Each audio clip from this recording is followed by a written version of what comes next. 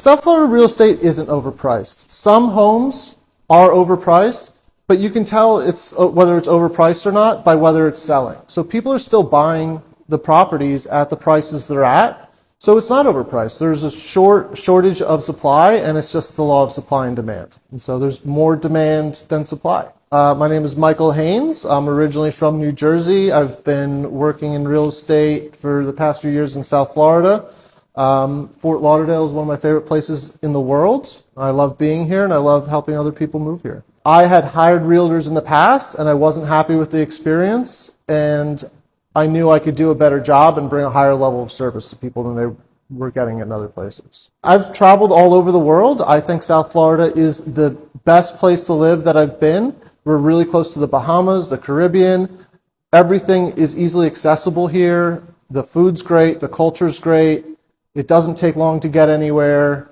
I just love it. I love the beach, the food, the culture, the nightlife. The city of Fort Lauderdale is just the right pace for the lifestyle I enjoy. Real estate is cyclical, so what goes up must come down. The real estate market does go through cycles of buyers and sellers markets.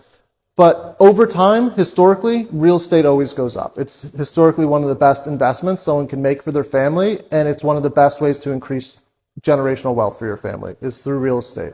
Nationally, we've seen decreases in home prices, but the South Florida real estate market is very unique because it's so beautiful here all year round. People are leaving other parts of the country to come here, especially during COVID, when they got stuck inside and they realized that it's beautiful here all year round and they can be outside and walk around and go to bars and restaurants. I can't predict when the price increases will end. We have seen a plateau where the prices aren't rising as rapidly as they were during COVID over the past few years, but they're now still rising, just at what's more in line with historical norms. Over the past few years, we've seen a huge migration to South Florida because mainly working remotely has become more commonplace. And if you can work remotely, why wouldn't you want to live someplace where it's beautiful all year round? South Florida is an amazing place to live. People come on vacation and they see that, and then they want to move here.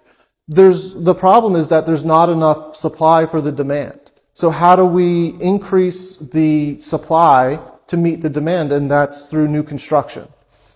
The problem is there's not enough empty land to meet the new construction requirements. Southeast Florida is sandwiched between the ocean and the Everglades. So there's only so many places to build. And what we're seeing is they're building buildings, new buildings, there's building up. So there's going to be fewer single family homes, more high-rise condos. And for the people that have been living here for generations, they're getting displaced by this new high luxury pricing in the market. For the average citizen, the only real way to help the state or the market control the price increases is to support political candidates who have solutions. They're going to help new construction. They're going to maybe implement rent control. It really just comes back to supply and demand. As long as people want to live here, prices are going to go up. And for me, living here, I want to live here, and I don't want the things I love about it to change. And the only way to keep people from wanting to live here is to make it a worse place to live, and no one wants that. Like, as long as it's a great place to live, more people are going to want to come here.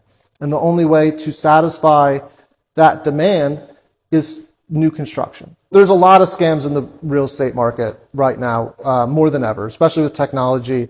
If someone asks you to send money, that's a red flag right there. If you haven't met the person face to face, that's a red flag right there.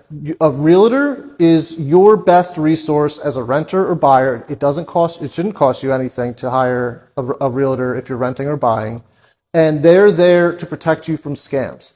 Still, the biggest scams I think we see are phishing scams. You get an email. Never send sensitive personal information via email. Never give it over the phone. If your realtor doesn't have an office, check with the Department of Business and Public Relations to see if they're actually a realtor. Ask for their license number.